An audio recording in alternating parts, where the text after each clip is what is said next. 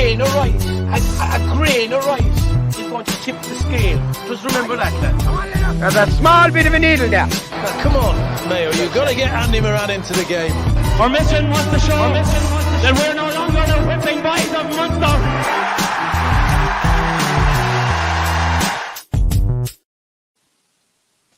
No longer the whipping boys. No, I didn't dress up. That's a good last line there, Dalo. That's the regular blind there behind us. Some fellow was saying there yesterday, and he was with Buff, Jerry the Goslin McNamara, that we'd been Cork and Tips since 1955, the championship in the 1 year. About 97 straight away, anyway. I'm sure one of them we bet him twice, like. Anyways, how things? Welcome everyone to the podcast this morning with the Irish Examiner. Delighted to be joined by TJ from some Den of Iniquity in Galway, overnighting. Marco looks okay, and the great Brian Hogan looks okay as well. It's a round robin, I suppose. They're still not gone. A lot to play for, but interesting day, yeah, lads. Yeah, two big ones, and I suppose two kind of one-sided. None for Westmeath give a great account of themselves against Dublin. TJ, you had flagged from a long way out that May Day you were hitting for Salt Hill, and you went up to see your old buddy Kevin, but also you had a good seat to see the two managers. A lot of talk about the two managers over the last 18 hours or so. Yeah, it certainly didn't disappoint, Dalo. It had it all. It was a great match, first of all. I know probably plenty of mistakes, which we'll talk about in a while, but the two teams fronted up and went at it. The two managers fronted up and went at it.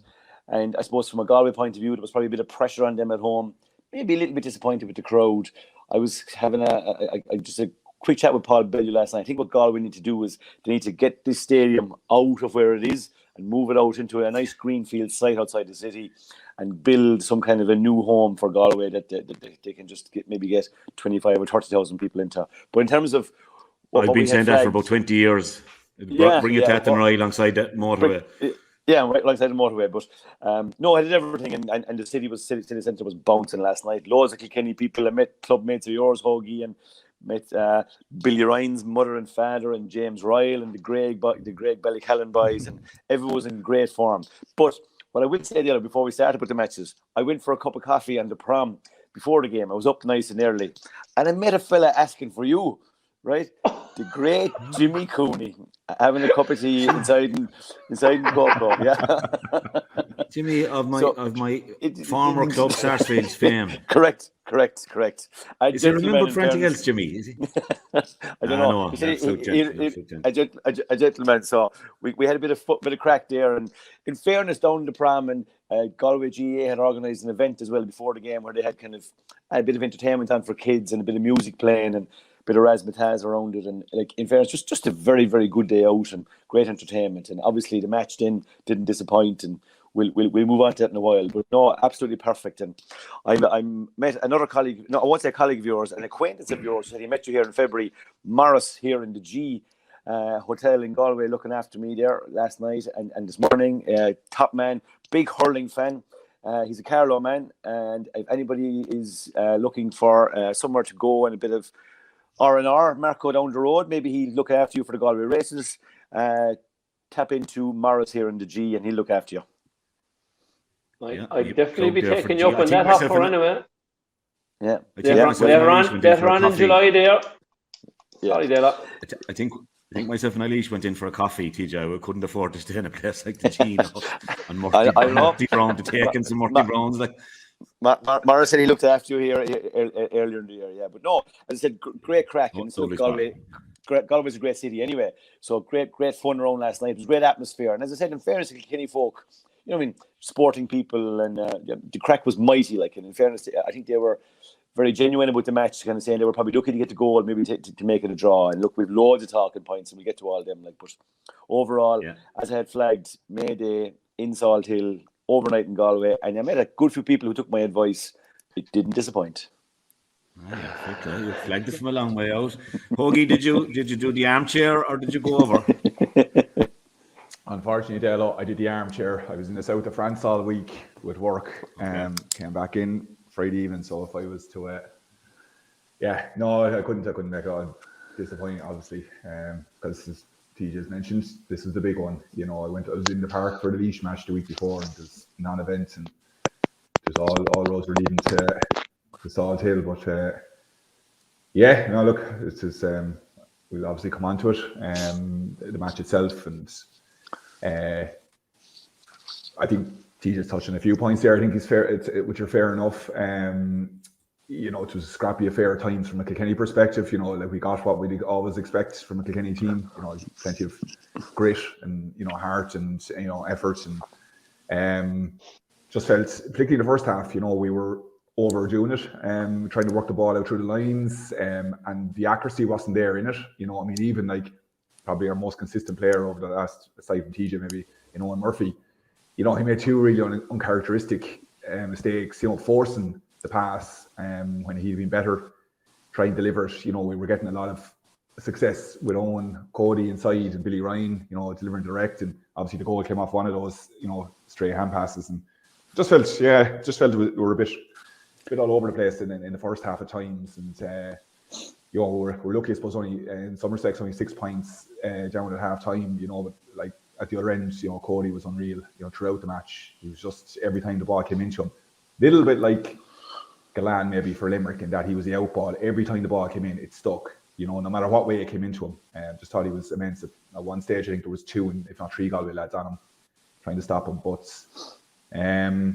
But yeah, like as TJ's mentioned, you know, even the goal at the end from John Donnelly, it was great. Like, credit to the boys, you know, stay going. But you know, but I felt probably Galway were just a little bit stronger. But regardless, we got ourselves in the position then. You know, it was a draw on the cards, and you could argue potentially we could have got the point to win it. The way the ball broke off Paddy and fell to Tom Veal, you know, and it was a 2-point swing, wasn't it? It was for sure, you know. But look, either way, I thought a draw, you know, it looked like it should have been a draw. I just thought it was a bad decision, you know. I mean, we'll come on to it. I didn't feel, I don't know what you guys think, but I thought Paddy's eyes were on the ball all the time, and you know, he was fully committed. At that stage, you can't pull out or go half-hearted into a tackle, and yeah, I thought it was a big call.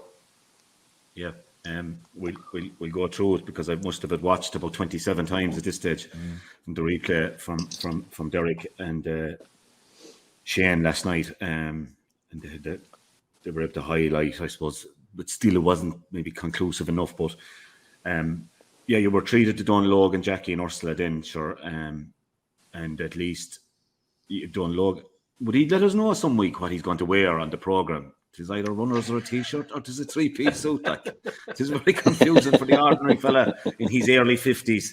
Do you know, wouldn't be going in the runners and the jeans. He's a guess, man. But I'd say you made the right decision, though, Hoagie. I'd say you made the right decision, though, because the ball was about to be thrown in Thurles. Do you know, and I was down myself. Aoife did the drive, and we left about 10:10, and we went on as far as Barack Obama, and we had the rashers and the sausages and the pudding and everything, Mark. But I was saying then there could be a late change here with Cork. I met Tomas McCahey, and he was just kind of saying that he thought Dara Fitz might start centre forward. And I got one of the people on the panel here, like, said, I'm not near the ground yet. I can't get in with this traffic, like, but you did the right thing, Hoagie. You were able to sit down and watch it. You'd have been as well off, Mark, to pay the tenner for GA Go and just watch the game. Which I had a lot of activity now over the weekend, Dalo. Is there more scanning done? I was trying to squeeze an awful lot of things in, like, so. Unfortunately, I had to turn down TJ's invitation for the Copper Box on Friday to go in Punchestown. So thanks, TJ, but I ended up going to a Cork Con gig, actually, would you believe? And Donald Linehan and Stuart Barnes were there. Are we allowed to talk about that? No. We're at a corporate gig. I really want to talk about Katie Taylor over the weekend now, or maybe Derry Wheaton, because I know I'm going to get a desperate grueling over the result yesterday, but we will get to that, I'm sure, at the end of the show when we have everything else discussed. Like, but no, the small fella had a bit of soccer on Sunday morning, so we had to shoot down to Dungarvan first, and then he wanted to do another hour, and I said we got to be gone by 12:30. But then he said, "No, you promised me we'd settle one." So we arrived in Thurles Supper's about okay. 2:05.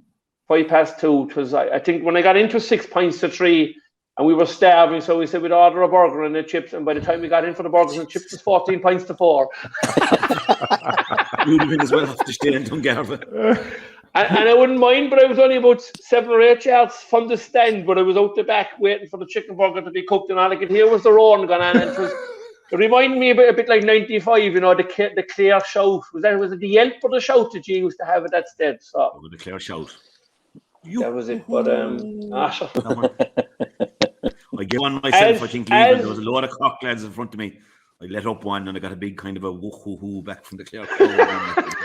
Like the baseball cap on, and I nearly had the mask on and everything. Like, yeah, well, it was no, and we were out of the stadium on the 69th minute because I missed the last goal because it was. I hope you got a free ticket off Pam Mulcahy or someone, because it's much of a while paying 25 quid. Like.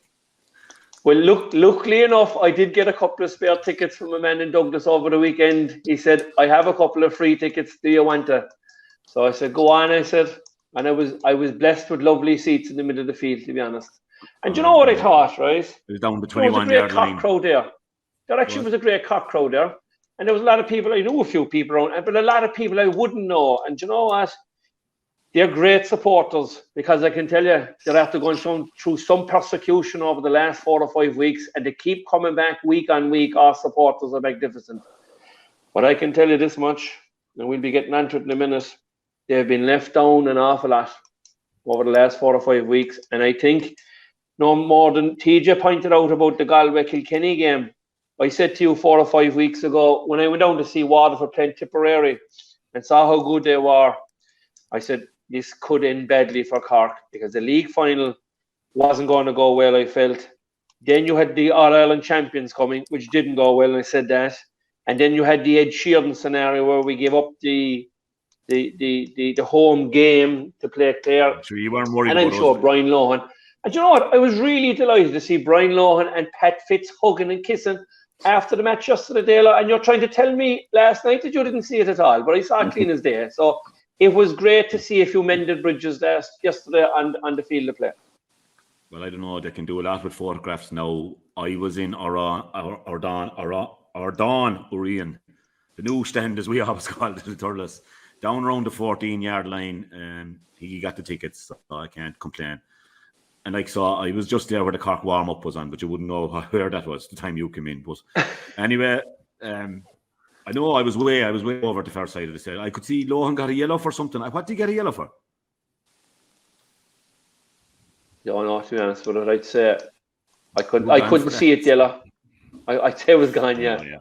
But himself and Noel Furlong were having a few set twos, all right, about a few decisions, but it was hot and heavy. Down there on the line. I small bit of a thing like struck me, lads, yesterday. When we got out of the car, like in Thurles, and it was squally all day, like, you know, my God, I was glad I brought the hat and the big coat. Like, and I've kind of been saying we probably are a bit early with the Munster Championship and maybe giving up August, like, you know, and then Leinster Championship likewise. I don't know what it was like in Salthill. It looked brighter from the television, but just still felt like going to a league semi-final or something. Now, we all know what was at stake, so you wouldn't be long getting ramped up once the ball was thrown in, but still feels strange to be wrapping up. And, you know, loads of people love to go to the matches now in their jerseys, don't they? And, you know, there's no hope. Well, a few, including one of my own ladies, braved it with a jersey on her. I wonder now why she's sick on Tuesday or something. But yeah, it's still a bit strange. I don't know what it was like in Salthill, TJ. You were walking the prom anyway. It seemed to be. I wasn't the prom. In fairness, it was a typical Salthill game. The breeze, as you know, Dalo, was blowing straight down the field out towards the coast. So we had felt before the game the breeze was probably worth 4 or 5 points, and it kind of turned out that way. Galway played with the breeze. And used it very well, in fairness. And they scored 117 in the first half, and they were buzzing. Major pluses for Galway around the pitch. They started with David Burke and Johnny Cohen in the middle of the field, and Joe Cooney. Back to the future, Teach, wasn't it? Back to the future, yeah. And they had Joseph Cooney and Tom Monaghan at 10 and 12, and they were very busy. And in fairness, Joe Cooney ended up with 4 points in play, and Tom Monaghan ended up with 3 points in play. So 7 points from the 2 wing forwards was a big return. And I think if you look at maybe the overall Galway performance, they'll be really happy with the form of people like Pádraig Mannion and fellas like Joe Cooney. Brian Concannon got 4 points. Mannion was playing well, and it looks like they found a new forward in Tom Monaghan. Beautiful mover, lovely striker of the ball, getting big returns from play now. So an awful lot of positives there for them. As I said, 117 in the first half, and would have been happy with their performance. Maybe they'll look back and 1 or 2 maybe poor mistakes. Definitely for Owen Cody's time, he skinned Jack Grealish down there and put the ball across for Billy Ryan. There was a couple of things maybe they could have done a little bit better. So there will be findings there. On the Kilkenny side, I'll go back to what Brian said a while ago. Look, Owen Murphy, by the standards that he has set, would have been probably one of the halves that he will not look back on, like his distribution. And there's definitely, what would you call, a kind of, I won't say a confusion, but there's a change in Kilkenny. Their warm-up is different. There's fellas wearing bibs. There's small-sided games. There's definitely a change going on, right? Like that. Do you know bibs, Huggy? Right, so it was definitely different, and it was good to see. There's an in between. There probably at times, I'd say, coaching and using the ball well and going through the lines, but then at times there was shouts from the line in different places. Well, you just hit the ball long, and there was a little bit of kind of in between. I think there might be a little bit of confusion for Kilkenny just to tidy up there. They kind of went long at times when maybe the shorter ball was on, but. I think the forwards played well. A couple of really surprising things for me was I just the TJ Reid one was strange. They had played against the Breeze. Did Darren Morrissey pick him up rather than Dahi? Yeah, it's a fair call out of the boys now, Henry and the lads, isn't it? It was a fair call, and Dan Morrissey had a very, very good game. But I just still thought they were playing into the breeze in the first half, and like TJ was kind of playing maybe outside a bit, like Owen Cody and Billy Ryan had taken up the 2-man full forward line, where TJ was kind of coming out, trying to get onto a puck out, and it was kind of crowded there. It was tough going. And, you know, he, by his own standards, he missed 2 frees. One of them, like I was just chalking it down when the umpire waved it wide. I've never seen TJ hit them wide, which is unusual. But what I thought was more unusual was he took him off at half time. I thought surely with the breeze, lob him at 10, 15 minutes. He didn't have a brilliant first half by any standards, but you could say that about a good few of the forwards. Like outside of Owen Cody, the rest of them were just kind of scrapping away. But it was a very tough physical match. Both teams fronted up. There was good matchups. Like Kilkenny tried to play with Paddy Deegan holding the number 6, and that allowed Galway to leave Pádraig Mannion holding the number 6. And then there was maybe like Jack Grealish looked like he got injured, and looks like Galway made the change. I think they put Johnny Cohen back to wing back, and they put Pádraig Mannion back on Owen Cody. And there was 2 or 3 big tussles there, 50-50 balls near the finish. The Pádraig Mannion came out and won, and that probably was maybe the difference at the end. I thought the goal was soft. I think Ian Murphy would look back on that and he'd be disappointed. But great spectacle. Galway didn't score from play for I think 21 minutes of the second half, which, I mean, they have a couple of things to tidy up on. Their panel might need to be strengthened. I do know that I think Ronan Glennon and Jason Flynn are on the return, which will definitely bolster the squad. And as you said, David Burke around the middle of the field, great performance, chipped in with a brilliant point from play in the second half. So an awful lot of positives for the lads. Evan Nyland didn't play either, so I don't know, Marco, was that an injury? I didn't find out. I must find out, but like he had been named to start at 13, so Johnny Cohen started instead of him, and Johnny Cohen got a great goal. But the sideline watch then, Dalo, was intriguing. Like there was 4 or 5 times I was right behind the two of them. There wasn't a huge amount said, but in fairness to both of them, you know what I mean, they both fronted up, and no doubt, like the handshake at the finish, it was definitely frosty. In fairness to Cody, I'm going to say 2 things. He was bull thick with the decision by the referee, right? And you probably saw that the way he was trying to approach Colm Lyons walking off the field. So when the final whistle was blown, I'd say he just couldn't believe that he gave the free, and he kind of went to walk towards the referee. And Henry kind of just cut across and just threw in the hand. And there was the stare and stuff like. I thought Cody could have been a bit more sporting, but that might be a bit harsh out of me. But I just felt that Henry, in fairness, was magnanimous. He went over, choked the hand. There was nothing said. They shook hands and they got on with it. It is a bit of a sideshow, but I thought it was good to watch it. And even during the game, as I said, the crowd got behind board of them once or twice when they were kind of looking at each other, and you know what I mean? Like Cody came up came up to Shefflin's box once or twice. But yeah, tough game to referee as well, because second half, geez, there were some welters of tackles, and the work rate from both sides. As you can imagine from those two boys, Henry and Cody, they had their teams well prepped. Huggy, the Kilkenny team, I'm just like, the midfield is kind of a little bit all over the place in terms of he whipped them merely. There isn't really a fluidity about it. There definitely are positives. Patrick Walsh is working. Walter looks like a fellow who's back to very close to his best. Owen Cody is a massive plus. Real top class inside forward now. Dangerous every single time you get the ball. Mikey Carey, Mikey Butler, like the backs, Hugh Lawler definitely had a good game. But the midfield is an area for Kilkenny that needs to be fixed. And I'm not sure. I suppose the bit of a surprise for me before the game was I had thought that Blanchfield, Cian Kenny, and maybe Massey Keown and these boys had played really, really well in the league. But obviously then in the 15 and 15s or whatever, they hadn't kind of come up trumps. So, yeah, a little bit to be fixed for Kilkenny there, I would say. Yeah. No, I pretty much covered everything, DJ. I'd 100% agree with you on the midfield. We haven't been able to pin down even one kind of, anchor kind of constant in midfield. We've tried Adrian Mullen, we've tried James Marr, we've tried Cian Kenny, we've tried, we've had about 5 or 6 different guys in there.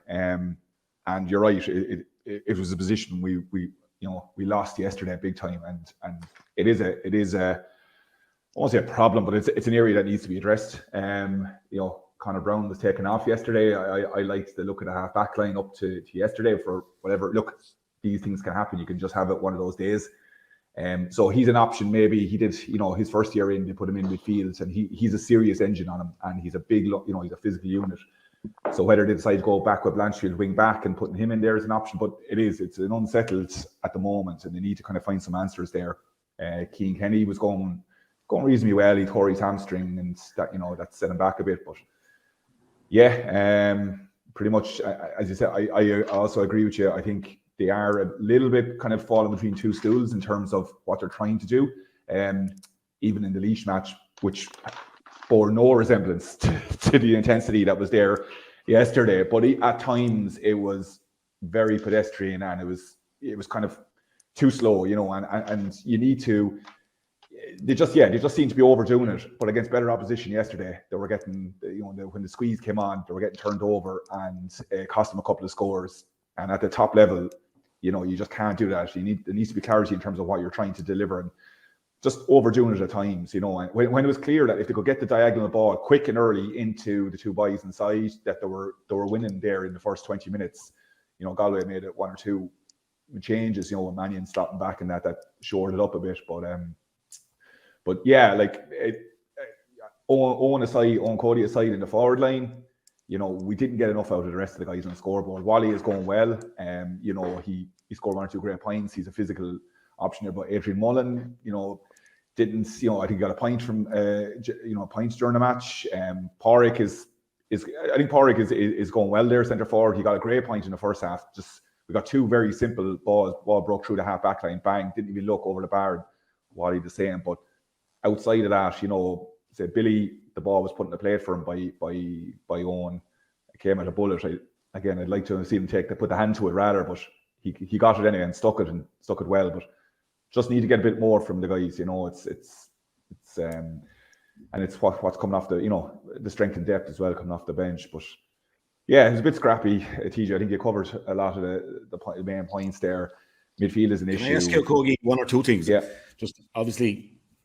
Everyone said after the league semi-final that you kind of the perfect lead in with the 2 handy games, give TJ a chance to get a bit of, Galway had that battle with Wexford, which they kind of blew and only got a point, but still it was a big test. Now, I'd nearly said they nearly blew it again yesterday, TJ. I know you have a lot of positives to say about them, but I'd have question marks there. No score for 21 minutes, as you said, and even the late goal, the whistle probably should have been blown before, and I'll give Ian Murphy great credit now for the puck out, because whether it was a free or not now we'll talk about in a minute, but he actually, after letting in the soft enough goal, he gave a perfect height ball to Tom Monaghan, didn't he? To I think it was a direct puck out, was it? It was, yeah, it was. Yeah, that was a great ball. It was a brave ball. A lot of goalies would have said, oh God, but at least it's a draw, and just bait it out near the sideline, so that was a brave call. Now, could have gone either way. It was a bit of a 2-point swing. Would any talk, Hoagie? I have to ask you first of all about the handshake. I just have to ask you. We knew coming on this morning was a big game, and we needed you on. So, but I didn't know this was going to happen. But this is my take on all this all night last night, and just chatting with friends. I wouldn't be saying anything on social media because we're on today and we've plenty of time to talk about it. But as TJ said, like, who's to say there wasn't an old word said, like, along the way? I presume Henry Shefflin would never in his life have said anything to Brian Cody that might upset him a bit, right? So he might have said, hey, down the line there, you stay in your own box or something like that. And that might have been a shock to Brian, and it was looking like, hey, but obviously time moves on, and Brian has to realise now that Henry has made a choice and is moving on with his own managerial career, which has been very successful to date. So for me, the amount of people commenting on it and not knowing was there a word spoke or what the circumstances were. Yeah, I've never seen so many amateur psychologists come on on social media over the last 24 hours. And like, yeah, look, we've all seen it, looked at it. I mean, again, I'm only interpreting it from what I've seen, you know, the same as yourselves. There's no doubt Brian was bullying. We were all bullying. Like Kilkenny people, you know, like I was snapping, obviously it's my own club man, and that, you know, I was screaming at the TV and that, so the emotion was high. But look, there was emotion on the Henry side as well, both from a sporting context, but from a personal context, you know, and I think it was, you know, I don't want to be dramatic, but it was disappointing insofar as the two boys have soldiered for 15 years together, and just the context of the last 2 months for Henry, which, you know, I can only imagine how difficult it's been. You know, and he mentioned it post-match. It was disappointing that there wasn't a bit more, you know, kind of, there was a coldness to it, you know, but, you know, that's purely from looking at it from the outside, and we don't know what was going through the lads' heads, but I would have thought once the final whistle went, that was it, and you know, fair play, and you move on. But look, TJ added a bit more colour to it in terms of, you know, Brian's movements across the field to speak to the ref. And, you know, Brian, as long as I've been there, has rarely ever commented or made an issue about a refereeing decision or whatever it is. So the fact that he was going across the field to have a word will tell you where his mindset was.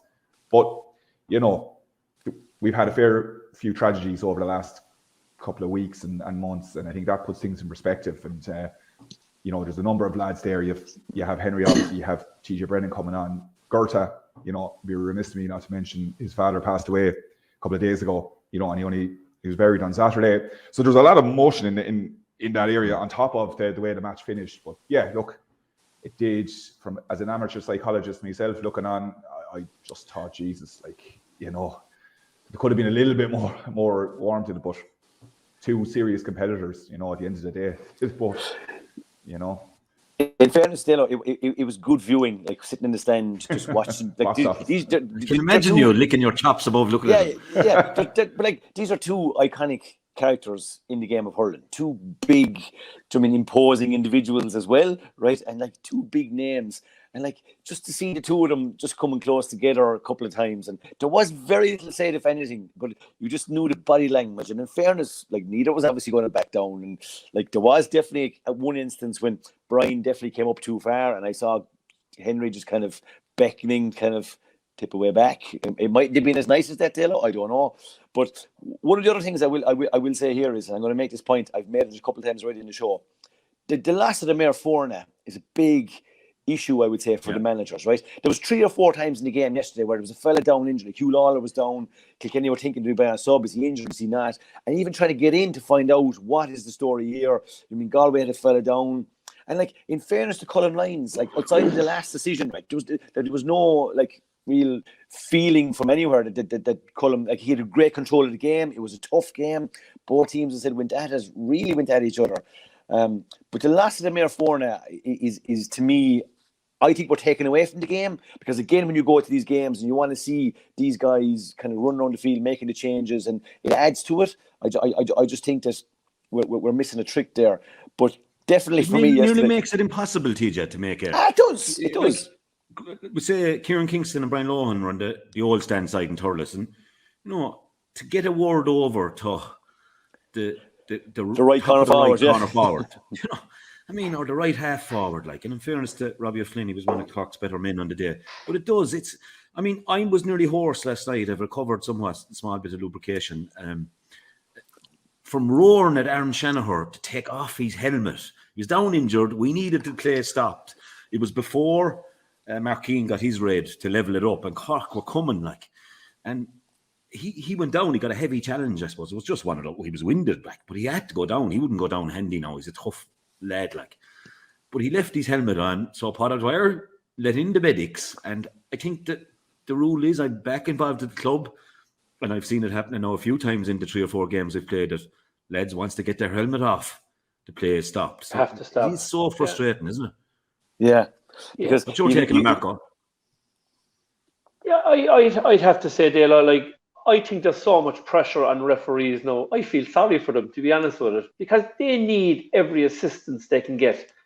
Like, yesterday, Potter Dwyer, his umpires put him in a lot of doo-doo yesterday because there was a couple of 65s in the first half. Wasn't 65s at all. There was a ball waved over the bar. That was a foot wide. One for Clare right at the end as well, a definite 65. Totally. And your man was at the post. It was right over the corner flag. Remember that one? Yeah. That's right. I was actually up beside that. It was a definite 65 to Clare. So I feel very, very sad for and like, the referee is on his own, lads. That's the thing about it as well. And he has got to go to work as well today. So any assistance we can give to referees, we should be giving to them. And I agree 100% with the Mayor Forna. Like, and I will make this point. There's a couple of changes have happened in hurling that have been the cause of football. And the Mayor Forna is one of them. And the under-21 rule is the other one, whereby a player who's on the likes of Kieran Joyce is not available. Now, they're out of the championship now, so it makes no difference. But those rules came in on the back of football rules. And we've got to protect the game of hurling, as far as I'm concerned. But I definitely would like to see them at 4 in the back. Because even you take yesterday, right? Like, it's just a big pressure game for Henry, right? He's stepped across the line, right? He's in the management. He's taken the Galway job, and like Kilkenny people probably divided maybe as to whether he should be going and maybe educating another county or whether he should be staying at home and helping them. Like, that's a tricky one for them. But like, the bottom line is he's taking it on. He's having a go. And just to be out there on his own and maybe not having Richie right beside him and stuff, I just think it's a little bit unfair. I think they need, like managers do. I've been there myself. Like, there are times when, you don't know, like, it's such a, you just basically need somebody kind of just that bit of advice on time. So, like, reaching for it, I think is unfair. We need the Mayor Forna back. But to be fair to Henry, he took on the job.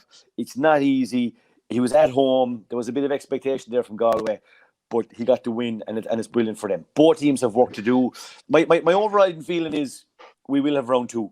I think they are the 2 best teams in Leinster, and I think roll on to June Bank Holiday weekend, we will have round 2 in Croke Park. But just to expand out a little bit, TJ, I don't know whether you heard the interview that Henry gave on the radio, because I got it on the way home. I'd have to say now, right, and as a player, he was one of the greatest I've ever seen. But the interview he gave afterwards on the radio just proved again what kind of a brilliant man Henry Shefflin is. And I mentioned when he first got the job, I thought it was fantastic for the game of hurling that a star like Henry would be taking on a manager's role.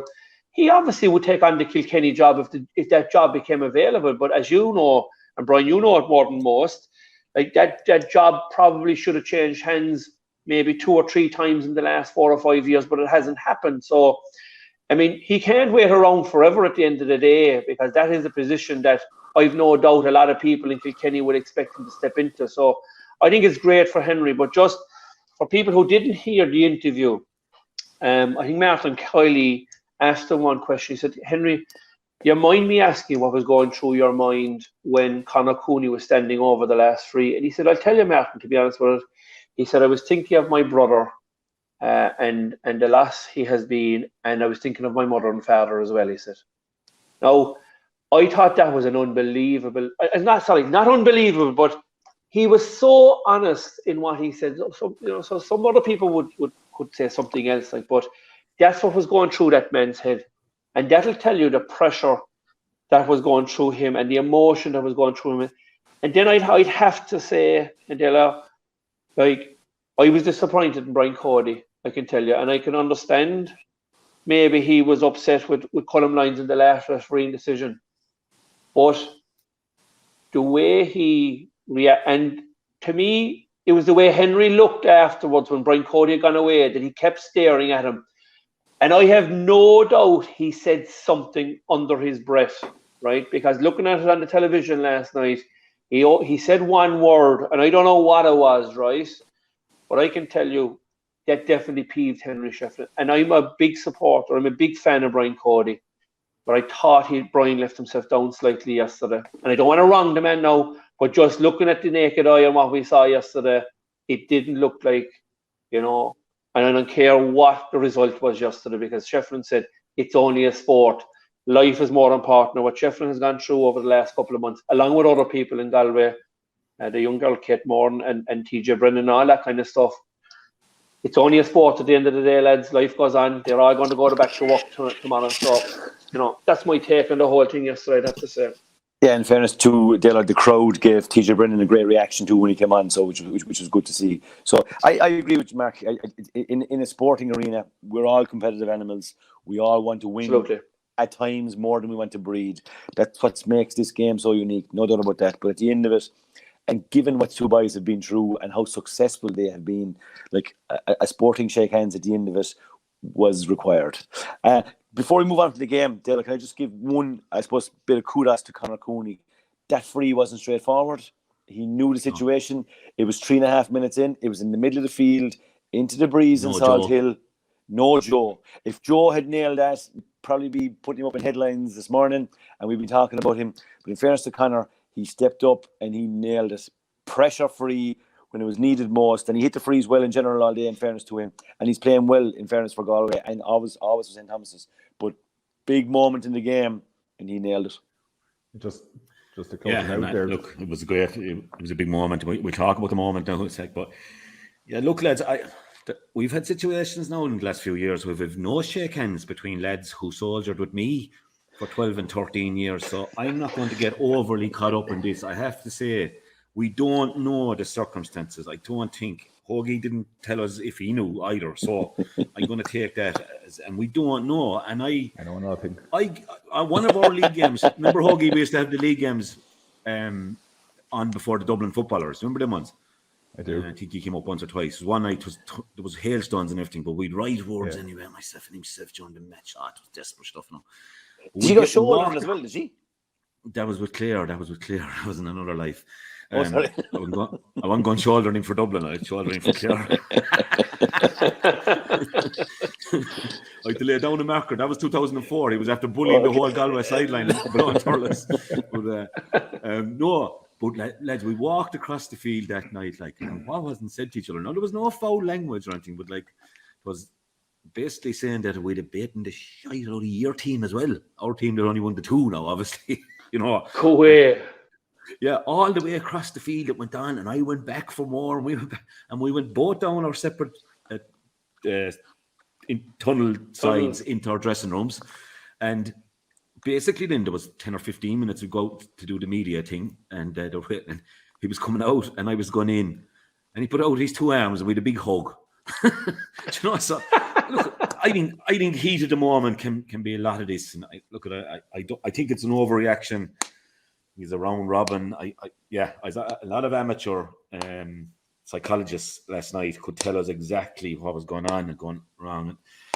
It is only a game, Mark, and I think you're dead right there, and that is. And I know you've been a huge fan of Cody since we started this, and all this massive respect. Massive. I just want to ask you, Hoagie, a couple of things. The last 3, we'll just go through it, and I'd like to get TJ's take on it being there. But TJ, now we know he had the groin surgery. He missed a bit of time. He looked to me that he was, coming back nice and gently, but taking him off at half time, is there any talk down there last night or today or WhatsApp groups or anything like that it was just laying down a marker? He wasn't in it. He'd been beaten for a couple of high catches, which isn't like him. I think one from Darren Morrissey, and I think one from Dahi Burke. And is that just the Cody way, or is the injury still an issue? It's hard to say whether the injury is still an issue, because inevitably with the boys inside, you get nothing out of the camp. everything is, as you know, they'll tell you, nothing. But like, to be honest, I obviously you're surprised to see TJ going off, but I wasn't either, just in terms of, I haven't seen him as below par in ever, just grand, the ball doesn't go your way or whatever, but I just thought he was a bit off the pace, and the guy sets such high standards, and he's consistently hits those high standards that I really, it just looked like he definitely wasn't himself. He definitely wasn't himself. Now, maybe he was carrying a bit of a knock. And again, as I say to you, you never know. These things don't come out of the camp, and that's always a good sign as well. Brian puts a huge lot of importance in that. But as you said, he missed a few. He was beaten to a few balls. Fine, that can happen. He missed 2 frees. One, as TJ's mentioned, you'd have a chalk down before he even struck it, which is completely uncharacteristic. But just even like the body language, he was chasing there once or twice back, and it just didn't seem to be going for him for whatever reason. Big call to take him off, but there's no, as Henry knows, and as everyone finds out at some stage, there's no there's what you did yesterday or last year counts for nothing on the day. That's the way Brian looks at it. He's we've all spoken about that kind of ruthless element, where a decision has to be made. So certainly a shot across the bow for TJ. Yeah. But aside from that, we weren't getting much change from some of the other guys around him. So, I mean, it wasn't as if he was an outlier, The only thing I say, Hoagie, is like, we didn't, like, I suppose we were surmising at the start of the championship that we were going to see TJ Reid maybe as a full forward and staying at full forward, right? They played into the breeze, Dalo, right? They effectively set up with two men inside, as I said, Billy Ryan and Owen Cody. And I think that's kind of one of the key reasons as to why Darren Morrissey followed him, because we were probably eager enough to keep Dahi Burke close to the square. And DJ was in and out, and he was trying to get on a ball. And they were struggling at times around the field, Kilkenny were, right? So if he wasn't injured, it was a big call not to give him 10, 12, 15 minutes at 14 with the breeze. Like, I just thought it was strange. Like, my immediate reaction when the substitute was called was that he was injured, or there had to be something wrong with him. Like, you'd surely give him 10 minutes. Yeah, just the way he's moving. TJ, any notion who won the toss, TJ? I know Kilkenny always play into the wind. I'd be right in that, Hoagie, would I? Yeah. Well, yeah, more often, I suppose. I heard Brendan Cummins going on talking about it as well, that they always played with the wind, I think, against the wind in the first half, because the match usually takes about 10 minutes to settle down. But I have no idea who won the toss. No, I don't know. No, I don't know. Just even looking at it from a conversion rate point of view, it was a very low. I think Galway were 54% and Kilkenny were 60%. So that, part of that will obviously be down to the pressure. The guys were undershooting, but still at the same time, for teams that have aspirations of going on and win All Irelands, that's quite low. Both teams will be looking to ramp those figures up as the year progresses as well. So, there were some very poor wides on both sides.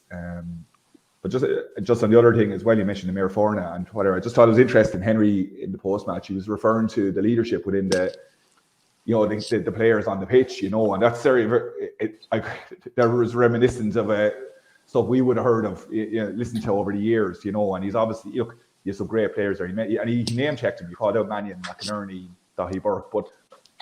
It's even more important now with the fact the main forward are not there, and the difficulty in getting messages into the pitch. You want your key players understanding the flow of the game, knowing when, right, we need to slow this game down, or we're on top and we need to up the pace and whatever it is. And it was just interesting that Henry made a point to commenting on that. That taking a leaf, I suppose, from his own experience and very much giving ownership to those players. When you cross the white lines, lads, it's up to you to drive it forward from there, and we'll make some changes when we can. But as you mentioned, with lack of the Mayor Forna now, that's even more important. Yeah, and it's what I'd be finding a bit is with that is it can lead to a bit of chaos as well. Like, it's different probably intercounty or the Crim, like the Galway set up, like that have won All Irelands in 70 at club level. You can be getting word into the wing back near you to tell the midfielder to go in centre forward, and he's saying, "Why are you telling me go in centre forward?" And everyone is roaring, So it'll be awful handy if you could just send in one of the lads to move him. Maybe there's a bit more leeway at club level. But TJ, Galway had fought back and deservedly gone, they're a very, poor patch, 20 minutes from half time nearly to the 57th minute. But then they had driven on again, in fairness to them, and the goal was sloppy. There would have been a sense of disappointment around the ground, I'd imagine, full of Galway supporters around you. And like the free, what you think the boys last night were comprehensive that it wasn't. They're getting savaged on the Sunday Game Twitter account anyway. They're all wrong. I presume they're all Galway people texting, I'm saying they're neutrals. I don't know. I find it very hard that Deegan was coming from behind a little bit, fair enough, right? And it was a good puck out, in fairness to your men. It was like good trajectory on it. But I thought he dived at the right time and got to the ball first. No, we talked a good bit about the Mike Kiley, Seamus Kennedy incident in the first round, where he got a belt to the hurley across the head. There wasn't even a murmur. There wasn't even a 65, and we could nearly say Kennedy got his hurley to it first. And he got a belt across the head. So, look at, I think Colm Lyons waited a split second. I'd love in that situation if we could go back to Mark's one about the TMO and just say, lads, we quick look at that. Maybe we don't want it being done during the game. Where's the line, TJ? And what was the feeling in the crowd? I think the overriding feeling straight away was, I think that they thought that Colm Lyons was going to blow the full-time whistle, I think, because he had gone past the 72 The time was up. So the time was up. So what we were kind of waiting for was the puck out was coming, the final whistle was going to be blown. That was the immediate reaction, right? Personally, and even said it to the lads around me, like, I didn't think it was a free. I thought, like, there was a good bit of separation between Paddy Deegan and Tom Monaghan. Like, he came from probably 10 yards behind him, right? And even what you just said there about the puck out, like, was it a very good puck out? Like, if Paddy Deegan knocks that down, Dalo, right, and Tom Phelan knocks it over the bar, are you saying, Jesus, why didn't he take his time? So we usually go to the end results to find out as to whether it was a good or bad. Do you know what I mean? Poor old Joe Quaid and Davy Fitz suffered with that one. You go back to 1996 there now. Yeah, that's definitely it. Like, 94. That's the reality. Sorry. No, he was trying to do the right thing and finding a loose player, but like I suppose here the rules of the game is like it looked like Paddy Deegan got his hurley to the ball and he knocked the ball down. But did he plough through him and was it dangerous? I suppose that is the question. And like even looking, I didn't see it properly. I saw the replay on the phone there, right? So it's difficult to know. It looked like Tom Monaghan was cut. I'm not sure whether he was or not. Was he at the end of it? Couldn't say that now. And maybe it was from an earlier one. So his hurley went flying. Tom Monaghan's hurley went flying, and he went down clutching his head. But I'd be saying like, because Paddy Deegan was coming from a yard behind TJ, that he had to kind of dive. The touchdown, and he probably could see the loose Kilkenny player in front of him. The question is, was it wild? Well, what the lads said last night was men, ball, and all. No, that was arseways for me. It was ball, men, and all. But God, I thought he got the ball first. Right. That's what men, ball, and all. Now we know is gone. Like. And real time, I thought that as well. I didn't think it was a free, but it just depends on what your view is as to whether what Paddy Deegan did was he out of control, was it dangerous, and I suppose that's what the referee point will make. And if he was, it's a free. The other thing too, Dalo, was I thought when he blew the whistle, right, I felt at the time, and I didn't see the replay properly, is I think Colm Lyons paused for possibly 2 or 3 seconds. I don't think he gave the hand or the free straight away. Like he blew the whistle, and then he gave. Maybe one of the linesmen had a word. Yeah, it's possible. Maybe the crowd. Maybe the crowd. Maybe home. And we all said this is going to be a huge factor now. It hasn't affected Clare yet. The home venue being a big factor, but but Hoagie is your club mate, is your buddy, I know, and he's a great player for me. Love watching him and love he's tenacious. Look, if the knockdown is allowed, play goes on, and your man who gets it inside, Phelan, Tom Phelan got it, Phelan, and throws it over the bar. You're saying, by fair play to Paddy Deegan, like what a tackle, what a brave. Yeah. Would he been as well off, Hoagie, if he just let your man catch it? Monaghan stood him up, maybe turned him. Look at Monaghan under pressure, misplaces the pass, and then Colm Lyons gets an opportunity to blow the final whistle. It's fine lines, isn't it? You were involved, obviously, in a fairly famous free. Yeah, and exactly. That's exactly what I was thinking. But absolute inches. You know, if that was a split second earlier, Tom Monaghan had it in his hand and he was half turning and Paddy would have shot by him. And it could, a half second later and there'd be no issue because Paddy would have had the ball, it wouldn't have been as tight. Literally, Paddy had, I don't know what was 15, 20 yards to make up. Yeah. So he was at his limit. He was at his stretch to get to it. I thought it was a really brave, committed tackle. You're right. He could have played the percentages and stood down and waited for Tom Monaghan to come down and then try and, shepherd him or whatever. But like split second, the ball is delivered. He sees the danger. He sees Tom Monaghan's free. He shoots out. For me, he gets to the ball.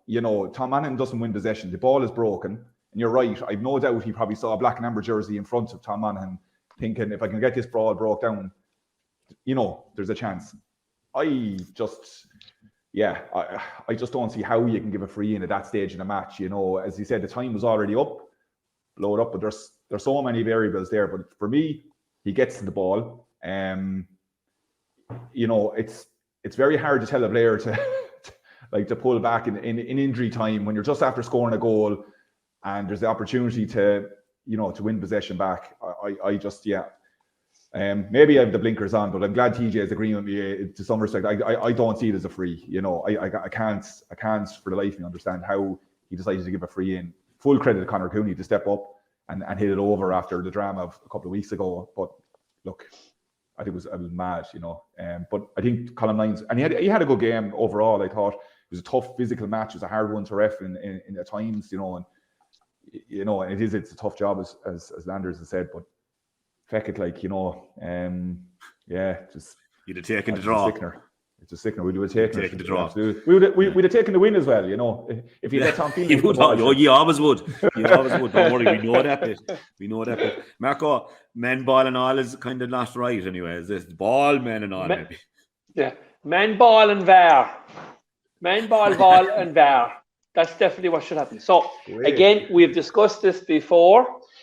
My two learned colleagues that are always on with me said, there'd be too many stoppages. And I have made the point that there might only be one or two incidents in the game that need to be reviewed. We'd have it done in 30 seconds. And in fairness to Derek last night in the Gizmo, the same as Cusick, very comfortable on that kind of digital stuff. I don't know about yourself and Shane Dowling. Dalo, will you be fighting over the Gizmo next week? But someone has to make the key points as well, Mark. You can play away with the Gizmo. Fair point. Well, when I must say I enjoyed Shane telling Derek to roll it on there and rewind it a small bit. So exactly. So for me, Paddy Deegan definitely got to the ball first before there was a collision of bodies. And that to me was the key thing. He struck the ball first with his hurley. It was no free. I'm not interested in the way that the ball might have broke the feeling, because I don't think Paddy Deegan was thinking that way. He was thinking, whatever I do, don't let the Galway man get the ball in his hand, get possession, because they're going to be on the attack. So I think Paddy's first job was to get the ball to ground. He achieved that. And let's not take away from Colum's lines. He had a fantastic game overall in tough conditions. In tough circumstances with two physical teams. So he had a very, very good game. And it does come back to the video assistant referee. Or, in fairness to Dalo, you mentioned in the past that a team or the captain be given one opportunity to go to VAR. And if the decision is correct, he keeps it. If it's incorrect, he loses it. We have the technology available to us. If Kilkenny happen to go out of the championship because of this decision, it's a long ways out still yet, I think people will revert back to the key decisions, use the technology, and I'm going to expand out the point as well. The two sendings off yesterday that we saw in Thurles, neither of them were shown with the camera angle, the correct camera angle on both incidents. So we're still a bit in the dark as to why they were sent off. So I think when the technology is there, we need to start to use it. The problem with it yesterday, Mark, is there's such divided opinion about free, not a free, that I'm not so sure, that anybody could conclusively say. I think. But to be fair, the lads did slow down the video last night, or the live action of it, and it clearly showed Paddy Deegan's hurley hit the slitter before Monaghan got to the ball. That was clear to Anthony.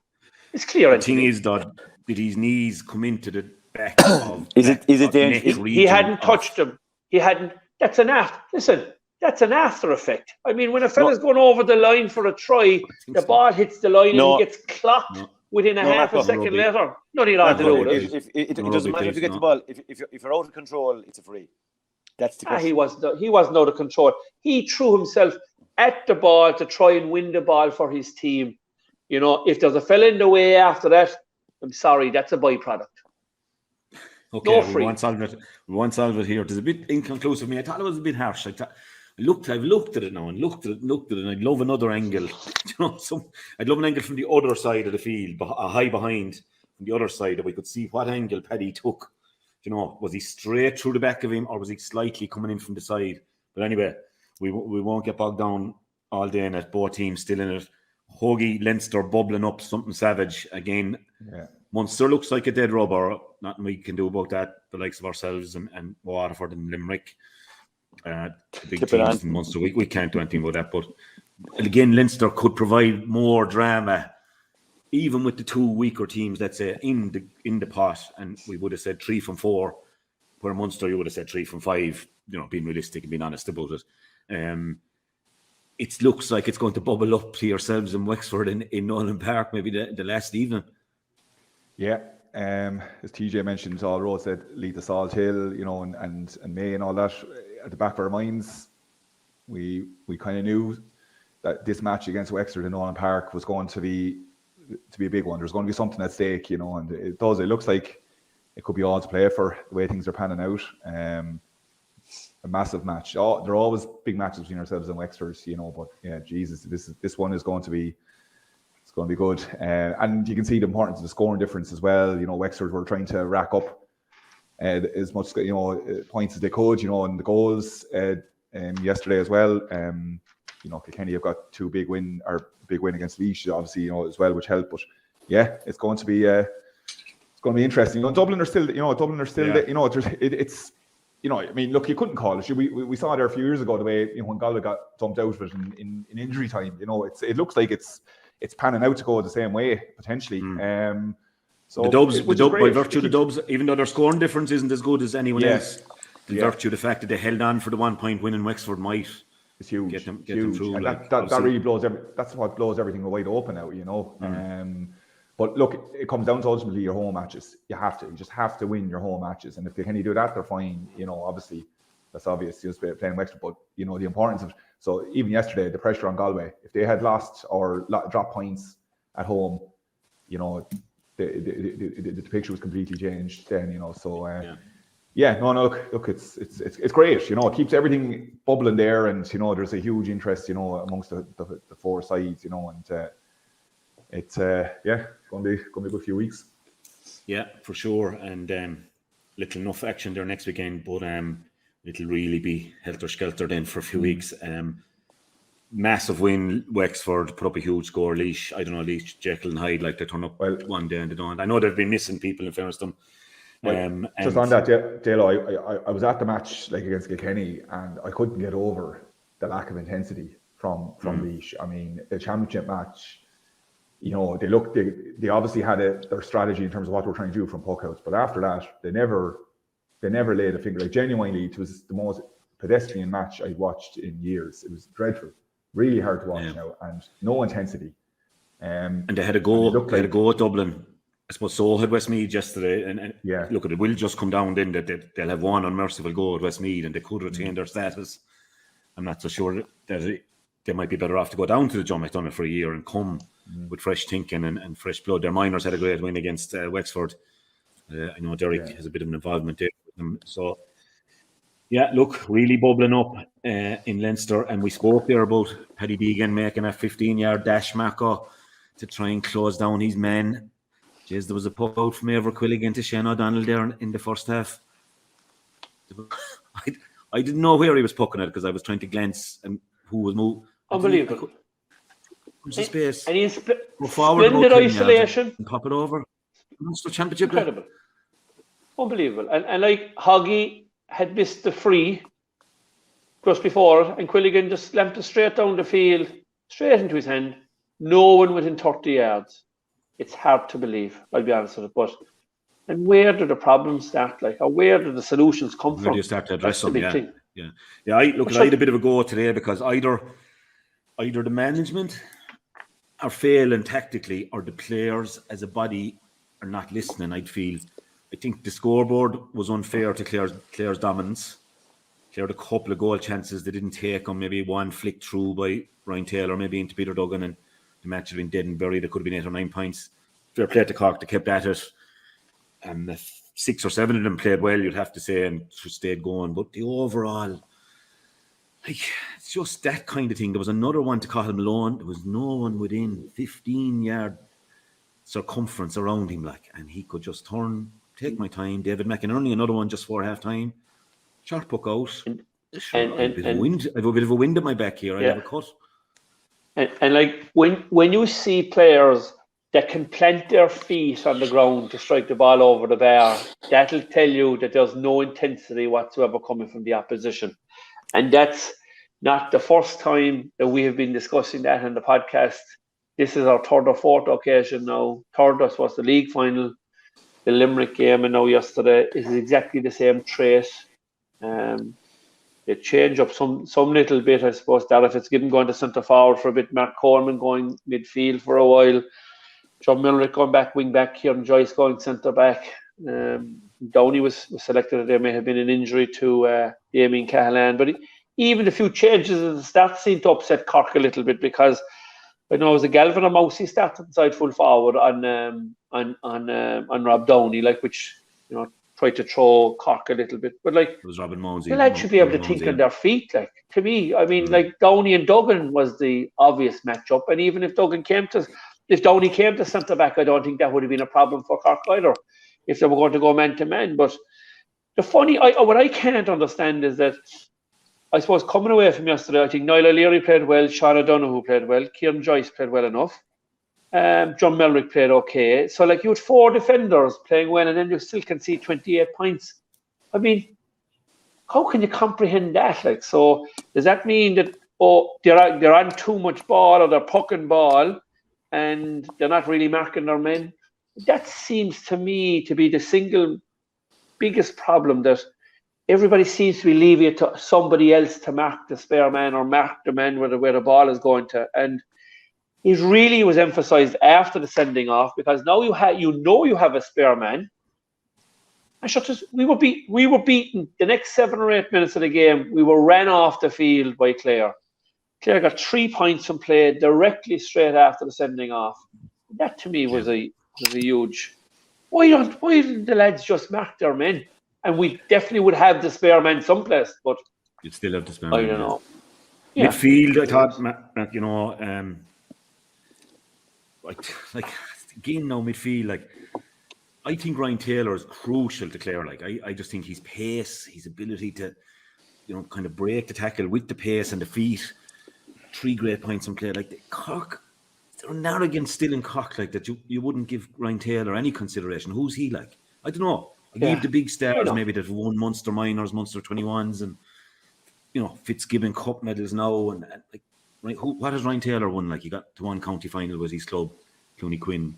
To me, looked at the tip game, you'd have to close down Malone and Taylor in midfield, and they completely dominated midfield yesterday. They get 6 in play between them, and almost could have created 2 goals as well if the last pass just had clicked a bit more. And then I've been playing down Clare maybe for the crack here, and maybe a bit deliberately too, but I thought Clare have been very good in the 2 matches. 321 and 28 points yesterday. We're not supposed to have any forwards, and we're beating 40 points by the Cork minors last year, and we won a match at under 21 level in 7 years. And massive kudos to Brian Lohan and his group. And look, we hadn't much to bring on up front. Shani's only back from injury. McMahon from North Clare came on again. We're missing Mark Rogers, David Reedy, Shane Meehan, Aidan McCarthy. Aidan McCarthy probably won't be back, but the other 3 have a good chance of being back, I think. Yeah. I just think Clare are in a good spot, 3 and 6, very solid. Be very disappointed with the way Conor Cleary has been refereed this year, lads. I'm going to say this. He's given away 6 frees. I did a bit of research on this last night. He's given away 6 frees all year. Started the league now, right? Started the league now, and 2 rounds of the championship. 3 of those were against Offaly. He got a yellow card that day as well in a fairly comprehensive win. And yet he's had 6 yellow cards. Like, is there certain fellas, like, if it wasn't Paddy Deegan that dived in for that tackle, Paddy's robust and Paddy's in the thick of it. And we highlighted it as well, TJ, on the Waterford. And Ozzy and all. Yeah, without doubt. Yeah, if it wasn't, why is Conor Cleary getting 6 yellow cards? Like, is there certain lads being spoken about at referees meeting or maybe too much in media, and we're involved in the media? But I just think it's something that is going on. Like 6 frees with their 6 yellow cards. It's a very, very valid point. I said, look, as my father would say a long time ago, if you have a name for getting up early in the morning, you can stay in bed all day. Stay in bed all day. Like that, and that's a great West Clare one as well. Yeah, it's okay. It's a point that we've made a number of times about different incidents, but I do think that Conor Cleary has a reputation for holding and manhandling full forwards, and I do think fullback hasn't done. A fullback hasn't the distance. But it's a fair point. Like every team's doing a bit of holding. Like, does Conor Cleary do any more than any other fullback? But I would say Lawler is brilliant at it. Mike Casey is brilliant at it. Owen O'Donnell is brilliant at it. Do you know? I don't know. I find it a bit, being highlighted. Maybe there's nothing else to be saying about Clare. I do think that the more I talk to them and the better relationship I'm building up with referees, you're trying to find out a bit more of their psyche going to games. Because even yesterday, I met the great Christy Brown, who sent me off for the county final, right? I remember going to the game and we had a good chat about it. Were you playing that day or on the sideline? I was on the sideline and I got sent off. But like we were having the crack now, and in fairness, just so men, and it's such a we can laugh about it now.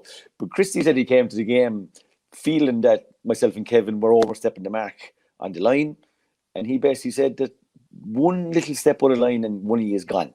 And I think I lasted about 4 or 5 minutes. I lasted, I think.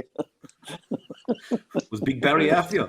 No, that was against Liam Mellows, but I went to the video analysis box and it was fine. But the point you're trying to make, Dalo, I'm inclined to agree with you. I think that there are perceived notions about different players, about whether it is a belt or whether it is a holding incident, whatever it is. Like, I put this, wherever Clare are playing next, right, guys, Waterford, right? If the full forward makes it look like Limerick, if it makes it look like that Conor Cleary is holding him, the benefit of the doubt will probably go against Conor Cleary. That's the way it is at the moment, isn't it? Yeah, well, I hope he leave Kyle up there, because Kyle and Conor wouldn't have any great history, but himself and Aaron Gillan they've looked great history. Yeah. But I just think it's something. I think even if it wasn't Paddy Deegan, maybe would that have been a different? Yeah. I'd say that was Cian Kinney that went for that ball. Would that have been? I don't know. Yeah, very valid. In my head, anyway. I didn't see the game, yet between Clare and Cork. How did TK play? TK was very good. 10 times. A bit of time, and we were a bit frustrated in the crowd, although things were going beautifully. But he wasn't really in it at full forward. But there again, I think Lohan is maybe pulling a couple of master strokes, bringing him to centre against Tip. Right? He didn't play much ball from play, but he took Seamus Kennedy completely out of the middle. Then we had sites like John Conlon soaring up the middle of the field from centre back. He put him in full yesterday. I suppose Cork were half expecting him to be centre again, and Mellerick to pop in and do the job on him. It kind of threw him then that Sean O'Donoghue, who I thought was outstanding for Cork. I thought he was their best player now, by a long shot now. Niall O'Leary also, but I thought O'Donoghue had a great game. And there was a great club mate of mine, a great friend of mine from Cork then at the other side, and talking about it. But I still think it tied up kind of Sean O'Donoghue that bit. And then Robin Mounsey again, a bit like Carl Barrett. I thought Robert Downey was took him a while to get the feel of who the lad was. And I mean, again, though, he had shown what he could do against Tip the previous week. That should be nailed all week. But maybe who's Robin Mounsey? I don't know. TK opened up in the second half, TJ. He got some great scores in the second half. And when we needed him, and when he came out, he was gliding, Mark. Would you be fair to say? Oh, absolutely, yeah. I mean, I thought Clare had great movement about them yesterday. I thought their touch was very good. I thought on a number of occasions Cork's touch was actually poor, Anthony. There was a few times where the ball skidded under their legs and their touch was poor. And I thought Cork's fitness level wasn't... Just to stop you on that. Yeah. Kieran said that in his interview, nervousness. And is there something? I don't know. I thought, I met Mull before the game, and I just saying to Mull, there'll surely be a huge kick in the ear fellas with the stick they've taken. And he said, that's what I'd be expecting, Dalo. He said, like, I would be expecting that. But this nervousness thing seemed to be very evident. Like fellas letting the ball out over the line when the pass is coming to them. And I think even Pat Collins with the puck outs, I felt, just delaying that second or two, trying to get him perfect. And then when Robbie O'Flynn had made his run, the Clare man was on him by the time the puck came. Yeah. Well, they say that sometimes perfection is the enemy of good, Mark. And I'm just wondering, are Cork looking for that perfect ball, that perfect pass, non-contact stuff all the time? And that seems to be what's kind of striking. And look, I made this point about sticking or twisting, and that's the difficulty for a management team, is when you're into a championship game and you're changing all their key positions and all the noise on the outside, it definitely doesn't help the setup. So there's a little bit like maybe the Kilkenny midfield not being settled. You'd like to go to a championship where you have that axis fully settled. And look, they probably had to twist given all the talk there was about it. And I'm not sure whether they were blaming you, Marco, or people like you or whatever with the noises that you were making there for the last couple of weeks and giving out about this and that.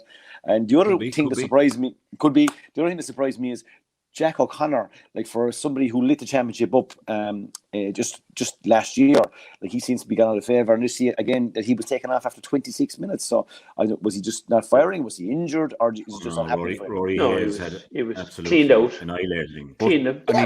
That's a mystery to me as well. 26 minutes though, change him up, move him out. Do you know what I mean? What? They were down 10 points, TJ, but it didn't look like getting any better now. But that's a mystery as well to me, because take off the corner forward, is it? Has he been undermined all year? Oh, absolutely. Take off the corner forward, exactly. But look, for me, I suppose, look, there was a big headline obviously came out yesterday after the thing, that the Cork players were nervous after the criticism they'd taken after the Limerick game. So there's a couple of questions I'd be posing to the management now, why did Christy O'Connor and Joe Cunningham step aside in the last since the last management?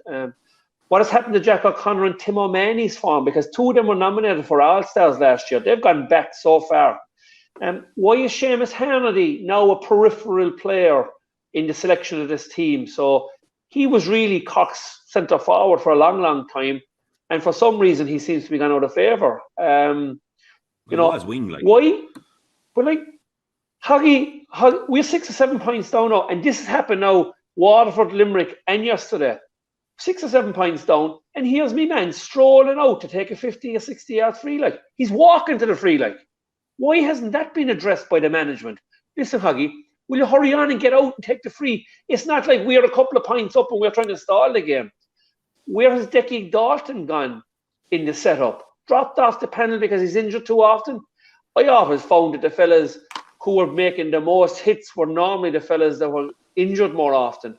And he only played 10 minutes in the All-Ireland final last year and he made a big impact. What are the new coaching staff? What are they bringing to the table right now? Cork appointed a strength and conditioning coach a number of years ago. I don't see any body transformation in any of the players in Cork at the moment. And when I look at Limerick, they're extremely big and mobile. So are Waterford. And I thought, Dalo, yesterday, you were very fit and very strong. But one thing happened last night for me on the television. I saw the Limerick football game against Clare. And the first thing that struck me was the size and the movement of the Limerick players. And Billy Lee was interviewed after the game. And he said in 2018, they made a decision if they wanted to compete with the best teams in the country, that they had to concentrate on the physical size of the players. And I really think that has not got into the Cork psyche, that the management, and I've been involved in both minor and senior, right? And both managements, I'd have to say, thought that Cork would out-hurl the opposition, right? Because of what our history has given us. But for me, you either physically front up, and that takes time, and Cork have put money into that, but I don't see the fruits of that labour right now. So if their players aren't going to hit the gym, you then out-hurl the opposition, which means you have to be in front of the men, first and foremost, get the ball, control it. You only have one chance. Joe Dean, Ben O'Connor, what do? They got half a chance. Get the ball in their hand and over the bar before you know it. And you have to move the ball fast. And we're not moving the ball fast. The slow delivery of the ball into the forwards, gives the opposition the opportunity to back our forwards. Plus, our forwards possibly aren't moving as often as because of the game plan that is being applied, that we don't hit the ball in unless we're 100% certain of it getting to the opposition. And that, to me, is where the biggest breakdown is of all of it. And as a supporter and a former player, it's unbelievably frustrating to watch the current setup. Okay, and obviously Cork knock on you. But Hoagie, one of the things as a great defender and that, and I would have come out of Flannan's with the great Bishop Willie Walsh, who was Father Willie Walsh at the time, our physics and maths teacher as well. But what a mentor it was. And I would have played cornerback on a team that beat Cairns in a All-Ireland final. And hurling has evolved so much since way back then, obviously. But one of the things I'd be saying, and I'd be surprised with, like, with Donald Brady coming in, a great full back, and he's there, you know, and with a coach, the team, with, I suppose, the Brian Murphys and the John Gardners and the Sean Oaks and these guys. Like Bishop Willie used to always say, if you're not on the ball, where is my man? If I'm not on the ball, where is my man? To the six backs. That seems to be gone, Hoagie, like, doesn't it? Like, it doesn't seem to matter. It seems to be zonal now or whatever. I thought. It's been gone for years with Cork, from what I can see. I mean, you go back to the All-Ireland against Clare, like, and the goals are going down through the middle that Clare were running in. And, you know, you mentioned Brian Murphy, like, cornerback, Gardner, Curran, like, when I would have played against these lads.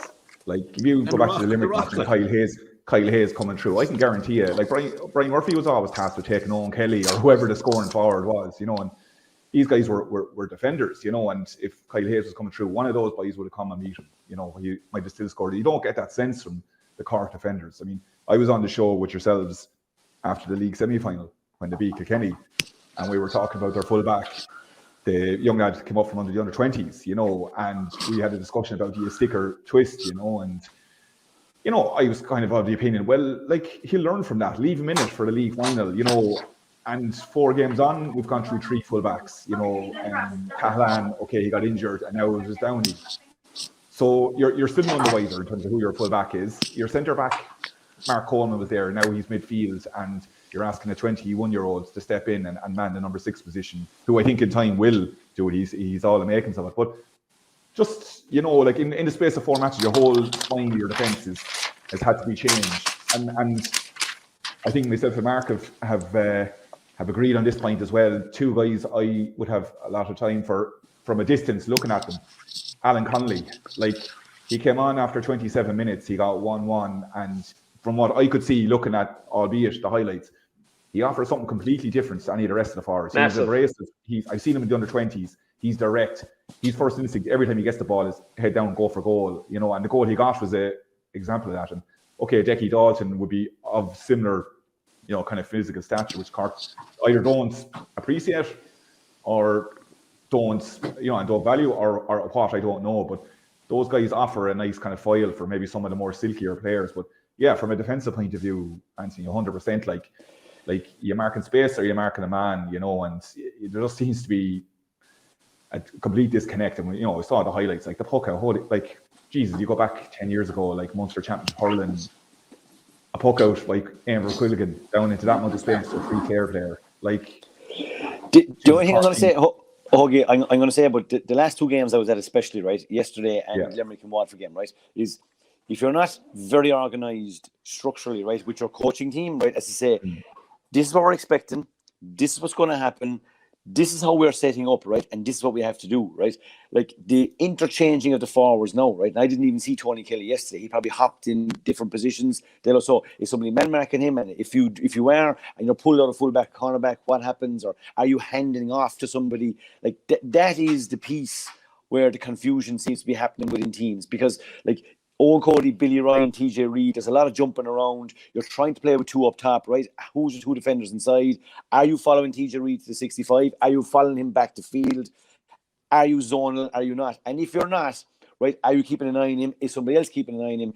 That's the organizational piece, right, that some of these teams are getting hung up on. And the better teams seem to be better organized, as in they know and they've gone through the video analysis. So it can be confusing, and that's where systems can shag players up, if you know what I mean.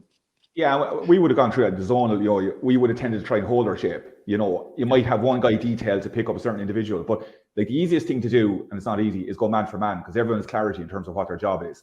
But that causes other issues then in terms of you're reacting to the movement of the opposition forwards. So generally you try and, hold some sort of shape, but that makes it all the more important to have your fullback, your centre back, or someone making those calls, as you say, handing over if centre forward, if Tony Kelly comes out to centre forward and then drops out to midfield. Well, you make a decision. You don't follow him out. You make a call. You hand him over to a midfielder. He's detailed to pick him up because Tony will hurt you out there. And that communication. Whereas, and again, I don't know. I mean, you didn't do tactics. You didn't do tactics, Brendan. You didn't do tactics, though. We didn't do tactics, no, but we did defending. Lax, yeah, you sure did that. But Lax just regularly appear behind you, so yeah. Well, look, Limerick are doing it. The last thing you expect is a tackle from behind when you're standing up, planting your feet to clear a ball. As a midfielder, wing back, your man is in front of you. So look at Shane O'Donnell, lads, one of the best forwards for the last 10 years. How often was he way deep yesterday, working and covering? With helping out David McInerney every chance he could get, because Robbie O'Flynn is a fair detail and he was one of Cork's better players.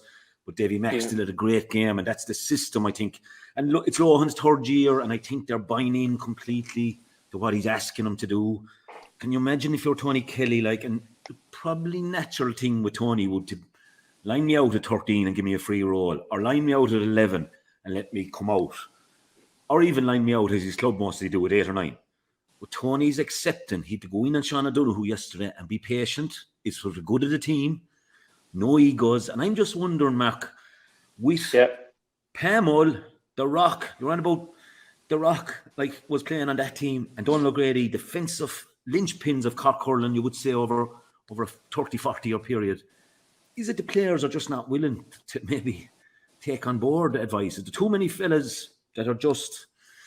I don't want to be hard on players. Players put in all the effort, Yeah, I can't put my finger on it. I sat behind the management at a couple of the matches. Diarmuid looks like a pale shadow of himself, to be honest with it. He was obviously out in the line a good bit, doing a Mayor Fernand's job, but he just seems to be just sitting there, which was never Diarmuid's persona, to be fair. He would like to be involved, it's certainly that doesn't see. The last time I've seen this is the players seem to down tools a little bit, and it was remarked after the Limerick game as well that with 20 minutes to go, a lot of the Cork lads had given up in that game. Yesterday, I don't think they gave up yesterday. I thought Connolly made a big difference when he came into it. I just say, Mark, on him, Mark.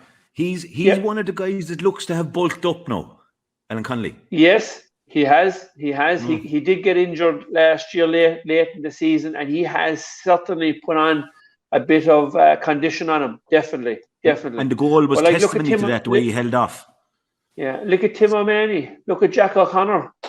There's nothing gone on to those two lads. Robert Downey hasn't filled out any bit. And they're big men for us. I don't know the ins and outs of the strength and conditioning, coaching and stuff like that. But beforehand, when he was taken off yesterday, I did say to him, geez, he looks like a fellow who's gone out of gas a little bit. So I didn't think Cork would have fit either yesterday, Anthony, I'd have to say. But I think when morale is low and you've been beaten up, I suppose, the last 3 matches and things aren't going well, it does suck the energy out of you. There's no doubt about that. But I thought Cork had the momentum yesterday just before the sending off. Cork had brought down from maybe 8 or 9 points down to 4. It was achievable. It was manageable to get back into the game. But I felt the team when the sending off happened, everybody else passed responsibility to everybody else and, sure, we're up a man now, we'll be grand, we'll reel him in. And that didn't happen, Anthony. And that means that players didn't take responsibility at that stage. And it looked like Clare had a spare man for a good part of the game. But just want to come back to the point that Shane O'Donnell got that you asked about. Patrick Hogan had taken a free, which meant our backs and midfielders had plenty of time to get their setup right. And TJ, whatever system you have or whatever management you have, but for Shane O'Donnell to end up 30 yards in space with nobody marking him, that means that players haven't tuned in my opinion.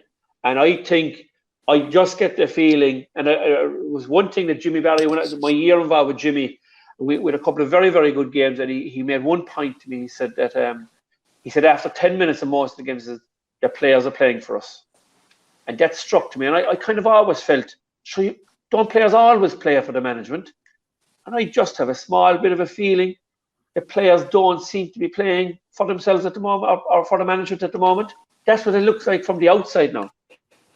The ironic thing about that one, Gigi, I'll go back just a sec. The ironic thing about that one, Shane O'Donnell was standing exactly where he was picked to play, left half forward. You know, he wasn't in any unusual position. He hadn't made a 50-yard burst across the field. He was standing where he was picked to play and where it started the game. You know, which is the unbelievable bit for me. Tej, sorry, you wanted to make a point?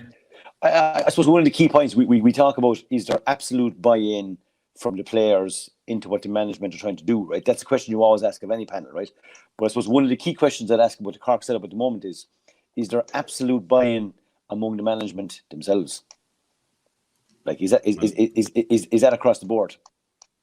Hard to answer that for me anyway. I have no idea. I don't know. I find it hard, but I know the article that Kieran gave afterwards, or the interview he gave, you know, like there was 5 or 6 points in it, and the article, the heading gave it that, it was the criticism that the players have got that has caused the nervousness and stuff like that. But like Gary Keegan is supposed to be there in the background. Like, surely his job is to have the players in the right frame of mind and the management in the right frame of mind. We all were players that were taught that we should ignore the papers and ignore the outside noises. So now all of a sudden, it's all the outside noises that is causing the nervousness. So I don't know. I think there's an awful lot of sound bites, and there's a bit of honesty needed and required here now, right? It's 15 against 15 at the end of the day, and there's only one ball there. And the team that has the ball more often than the other and uses it better more often than not is going to win.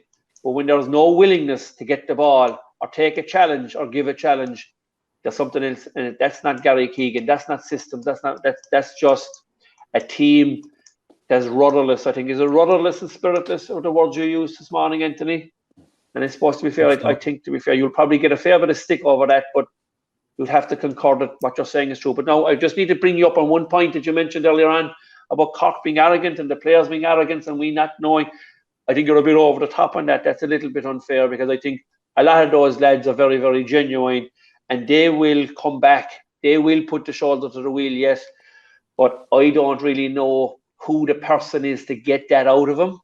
And I think that is probably the biggest question that most of the public will be discussing. And this is the biggest question now. Will Cork be going for an inside manager or an outside manager in the future? And I'm sorry, I might be jumping ahead, because we got to go to Waterford and win, and got to go to Tipperary and win to stay in the championship. But if we don't stay in the championship, I think that's one of the questions that is going to be raised. Yeah. Story for another day. You have the man there already, sure, in charge of the girls at the moment. So it's an obvious move. So okay. you don't want I wrote that twice, actually. I went back on it, and I actually took out some stuff, Mark, because I thought Cork were fairly inept, I will say. And I'll give you one incident near the end when Hoggy, I thought, actually did a bit. When I watched it back, I thought he played a bit like he got 4 from play. The frees were off. It was he took the rocket of a shot that Quilligan saved that broke to Kingston, and he didn't control it, remember? And like, but Hoggy took a shot near the end, and Dean Ryan came across from right half back and just threw his body in front and got it. And a Hoggy shot now stings, let's face it, but he threw his body across it. And I thought that nearly summed up the difference between the two teams, I'll be honest. He was willing to put the body on the line so Clare get over the line. I think there was more of that from Clare. Look, lots of Cork players had loads of that. I'm not being critical of all the Cork players. Jesus, I'd Clare full back line, I'd be delighted with the way they hurled, and Paul Flanagan has had a real renaissance in his career. I love Cleary at full back. He's desperate steady, but like, which full back line in Ireland wouldn't want Sean O'Donoghue at the moment? Like, fellas like that. I mean, I saw all those fellas coming up along, Mark, while I was involved in Limerick. Brilliant players, I would have thought. You know, would have played them in a Freshers semi-final when I was with Joel. And a lot, you know, the Tim O'Mahony's, the Colemans, the Kingstons, the who else? Robbie O'Flynn's. Brilliant game below in below in Mallow, extra time, and jeez, these fellas are going to be stars, absolute stars. We had the Kyle Hayeses and this world, a couple like that, and I think the UL lads have kicked on maybe a bit better. Some of them, not all of them. I know you won't go from freshers, but I'm not. Jesus, I'd have great crack with the Cork supporters over the Greyhound track yesterday. And I suppose you'll be riddling us now tomorrow. One fellow sent me the paper. Depends on how it goes. If you're very good, I won't be riddling you. I'll be riddling Clare. I said, I can write my call. I see, Absolutely. So and what's more, Anthony, is that you could have wrote the same column for the last 3 matches that Cork have played. That's the killing thing about it. Like, surely we all said, like, as Mull said, like, there's going to be a kick in these lads today. Like, we end up being 15 points to 4 down. And we're blaming the nervousness and we're blaming the outside noises then. That just isn't good enough. Like, so is it the management? Is it the players? Is a combination of both. I think both will have to take responsibility for the performance at the end of the day.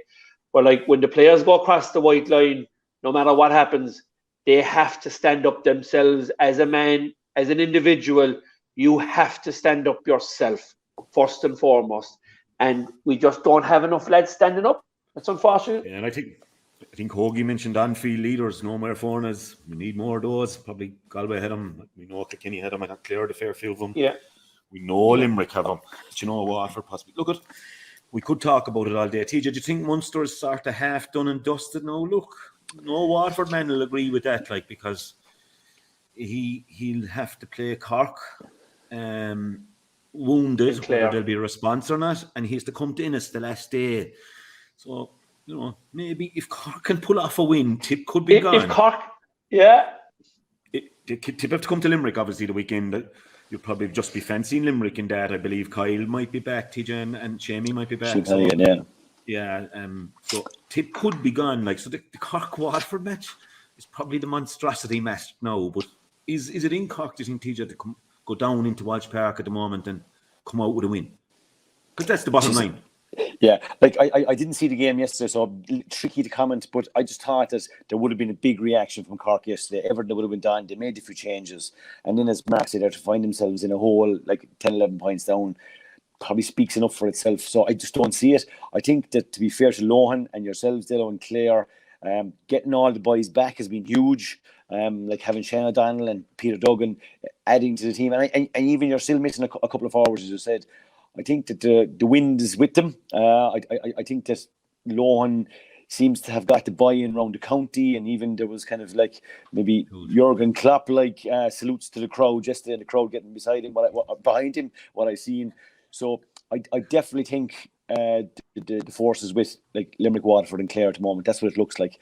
As to who'll be 1, 2, and 3, that's a question we'll need another round to sort out. But I said the struggles that we're looking at for Cork and Tip, can either of them find something to qualify? Right now, I don't see it. Time is short. Time is short for that.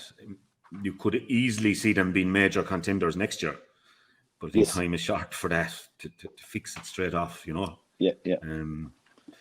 But look, that's grand, lads. Sure, look, next week's show anyway. We'll be looking back at Limerick and Tip, and we'll be doing an awful lot looking forward, because there'll be major ones coming the following week in every province. So there'll be a lot of looking forward next week. Joe McDonagh, lads, quick glance. Kerry, massive win. Meath obviously not going well, but huge score, 6 goals, and from again pulling off. And from we're kind of sailing close to the wind, but they look like they're in the final now. Probably anyway, unless something untoward happens, and it's a massive one then next week there in the Joe McDonagh for Kerry and Offaly. Kerry have to go down into the Stacks Park now, which will be a fair, the Kerry hurling crowd now will come out, because maybe there was a little bit of tour, and Stephen Mumphy kept his guns, and he's after coming up with a big win, and a couple of big wins actually, and now that'll be an amazing one to look forward to.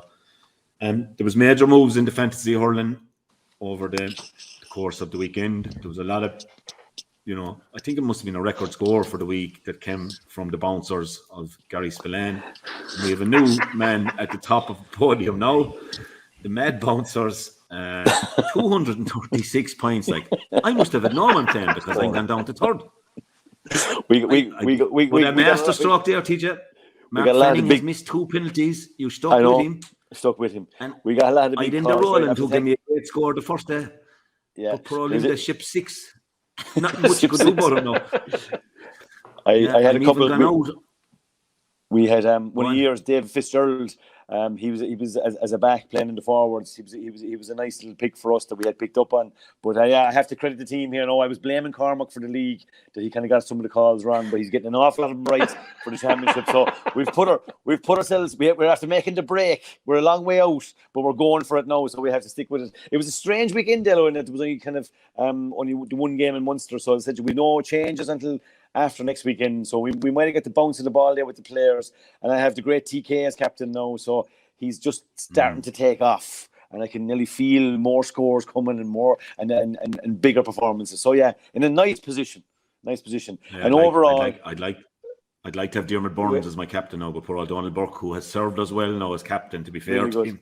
But but you see, he's been a big one, and how many changes you'll be allowed to make now going forward. You see. And if Cork are gone and Tip are gone, you won't be able to get rid of them. I've only one Cork in my team now. Maybe I knew something early on, and I've only TK, so I can ship in a couple of the Clare boys in as well.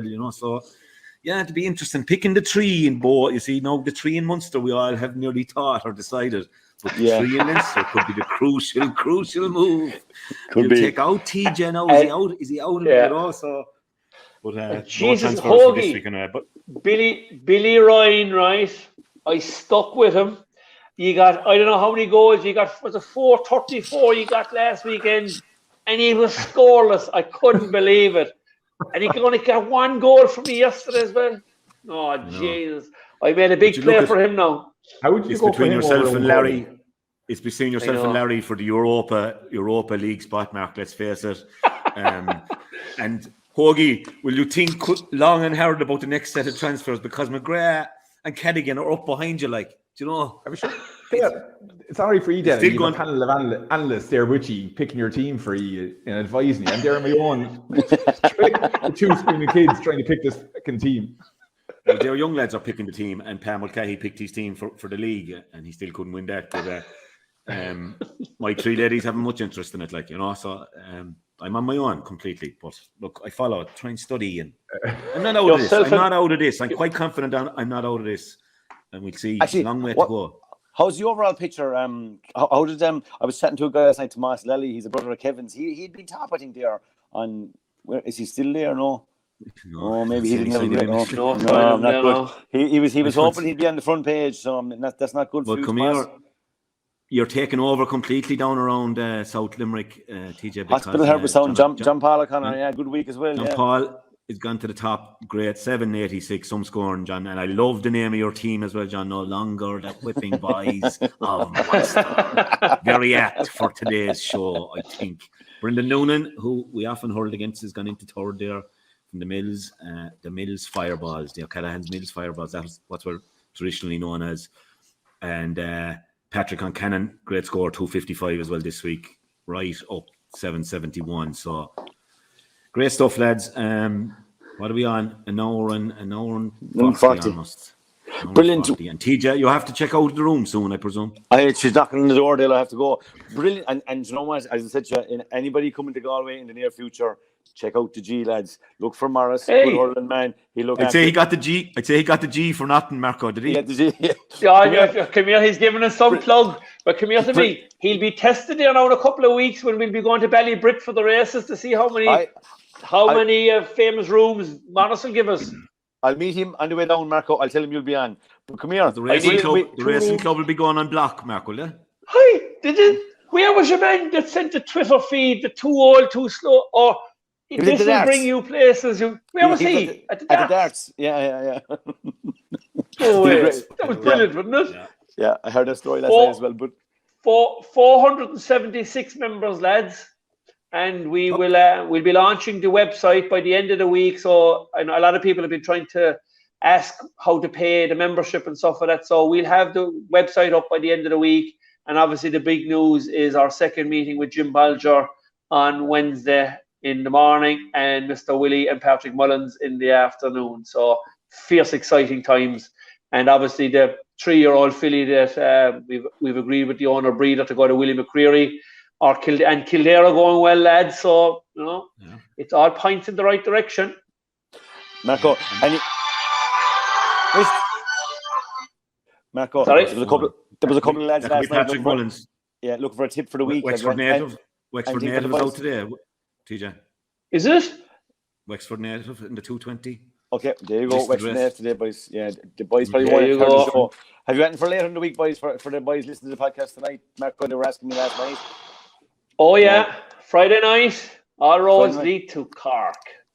Cork. Yes. Which Queen? Which horse? The Queen. Lady Tilbury. Okay. There you go, the guys. Bernan Racing Syndicate. You've heard it here first. So good man. Remind me that later on, TJ. Any Fogras?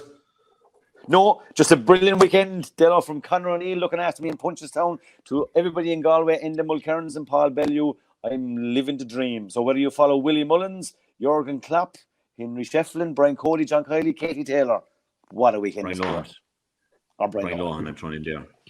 Just before we go, I mentioned it earlier, but just acknowledge the passing of a club great, Tim Comerford, father of Andrew and Martin.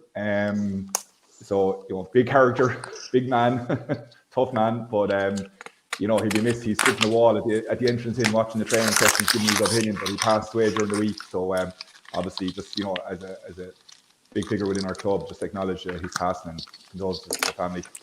Fair play. Well said, Brian. And he had to be an RIP to the man, and he had to be a good character to produce those two characters. 100%. I went to Boston with Andrew on an all-star trip one time around 98 or 9, and he was the life and soul of the party. I think that, and a sound man to boot. Great stuff, lads. We're come here. Are we doing a live podcast in Dungarvan on the Tuesday or the Thursday night before the Cork and Waterford game? Oh Jesus! I think it's advertised. Yeah, I think. Yeah. Oh my God! Thursday the 12th. Oh my God! Derek, Hogan and Derek. It's going to be a big night. We'll be looking forward to it. We'll be looked after down there by the Flynns, I'd say. So, I'll be the referee. The old bank in Dungarvan, I think. Yeah. So TJ, think up a few new stories, will you? Talk to Donny. I gotta go. Lads. The ladies knocking the door. He's been thrown out of the hotel. He's been thrown out of the hotel. Good luck. See you, Bumsor. Good luck. A grain of rice is going to tip the scale. Just remember that, lad. There's a small bit of a needle there. Come on, Mayo, you've got to get Andy Moran into the game. Our mission was to show that we're no longer the whipping boys of Munster.